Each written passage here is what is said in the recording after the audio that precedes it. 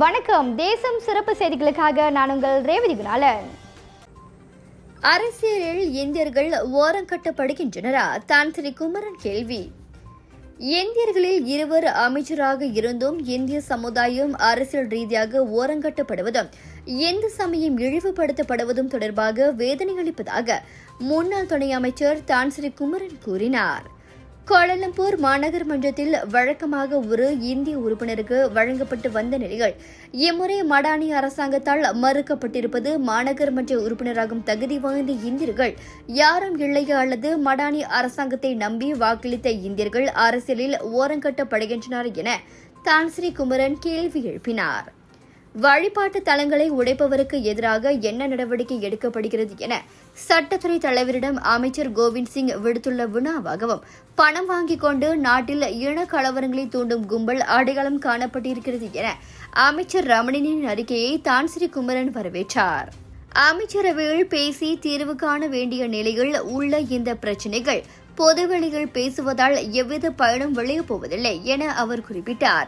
இந்துக்களின் புனித சின்னமான தீசுளத்தை காலில் போட்டு மிதிப்பவர் காணொலியை வெளியிட்ட இருவர் மீது மட்டுமல்லாமல் இதுபோன்ற சமூக சமய விரோத நடவடிக்கையில் ஈடுபடுவோர் மீது உடனடி நடவடிக்கை மேற்கொள்ளபடி காவல்துறையை கேட்டுக் கொண்டார். தொடர்ந்து அனுமதியின்றி நிர்மாணிக்கப்பட்ட ஆலயங்கள் குறித்து பிரதமர் ஊராட்சித்துறை அமைச்சுக்கு விடுத்த ஆணையை ஒரு சில சமூக சமய விரோதிகள் தங்கள் கையில் எடுத்துக்கொண்டு நாட்டில் இன மத கலவரத்தை தூண்டி அமைதியின்மையை ஏற்படுத்தி அதன் மூலம் அரசியல் லாபம் சந்திக்க முயல்கின்றனர்.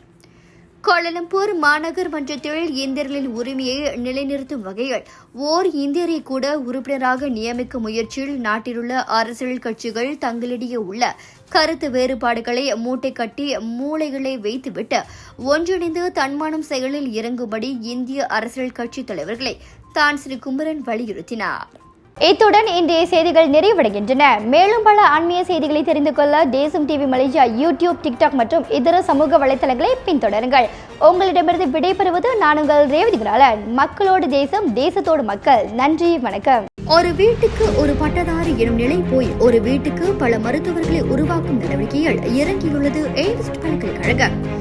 இந்திய மாணவர்களின் எதிர்காலத்திற்கு அடித்தளம் அமைக்கும் எய்ம்ஸ் பல்கலைக்கழகம் MIED வழி மாணவர்களின் பொருளாதார பிரச்சனையை கல்வி உபகார சம்பளம், கல்வி கடனுதவி மூலம் தீர்த்து வைக்கிறது. எய்ம்ஸ் பல்கலைக்கழகம் தரத்தில் உயர்ந்தது, போதனைகள் சிறந்தது, மாணவர்களுக்கு நிலையானது. இன்றைய நாடுகள் எய்ம்ஸ் பல்கலைக்கழகம்.